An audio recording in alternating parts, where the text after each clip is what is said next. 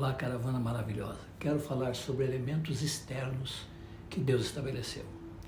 Existem elementos externos visíveis que os homens estabeleceram como sendo da parte do Senhor, tais como copos de água, flores, cruzes, adesivos, aparatos de ouro e de prata, que são usados quase como amuletos.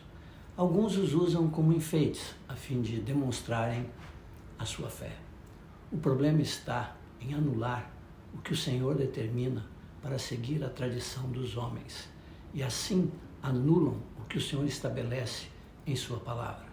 Geralmente os desvios vêm por não conhecerem as Escrituras Sagradas ou por não olharem para o nosso modelo, que é Jesus e os seus apóstolos.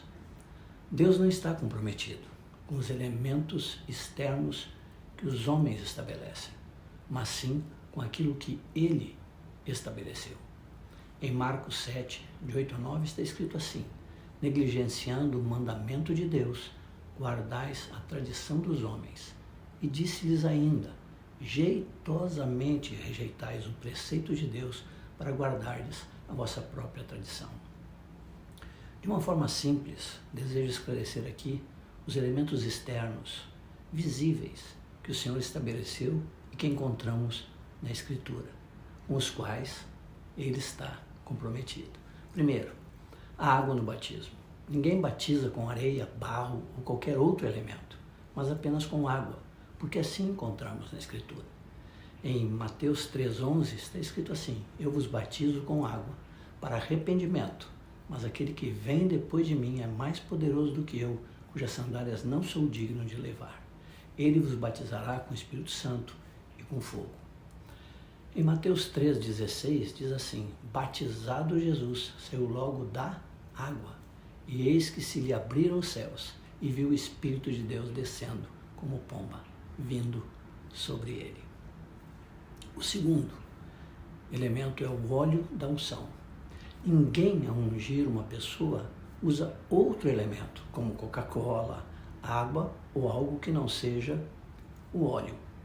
Quando vamos orar pelos enfermos e vamos ungí-los, nós ungimos com óleo, porque assim encontramos na Escritura.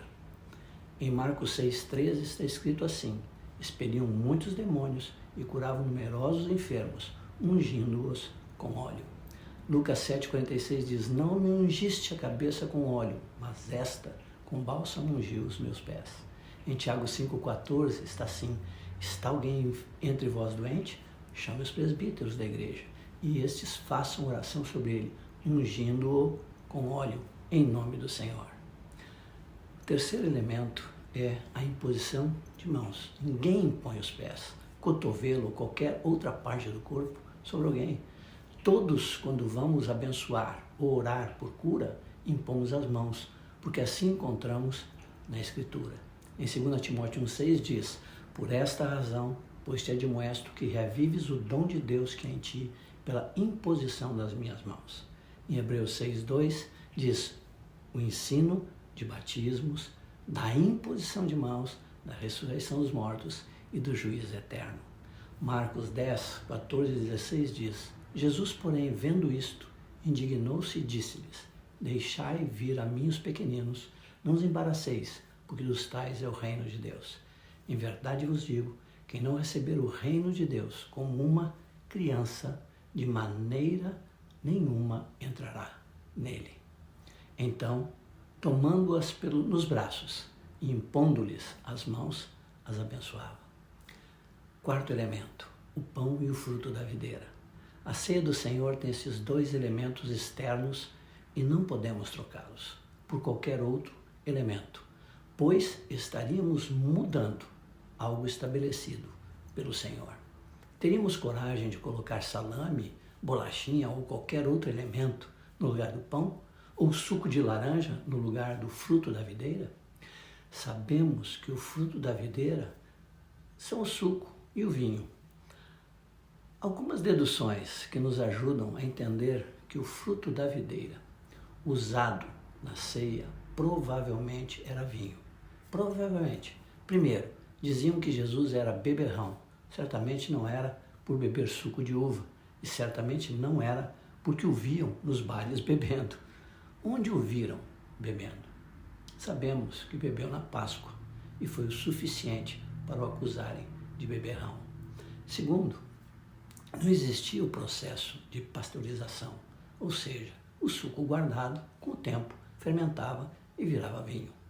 Terceiro, em 1 Coríntios 11, Paulo declara que havia quem se embriagava e certamente não era com suco de uva. Não posso afirmar que era sempre vinho, mas posso deduzir que por esses 3 elementos citados acima, na maioria das vezes era vinho. Mas quanto a esta questão, não contendemos, desde que seja o fruto da videira, porque é isto que encontramos na Escritura. Em Mateus 26, 29 diz: E digo-vos que desta hora em diante não beberei deste fruto da videira, até aquele dia em que eu hei de beber novo convosco no reino de meu Pai. Em Marcos 14, 25 está escrito assim: Em verdade vos digo que jamais beberei do fruto da videira, até aquele dia em que o hei de beber novo no reino de Deus. Que Deus nos abençoe. Um forte quebra-costelas para todos vocês.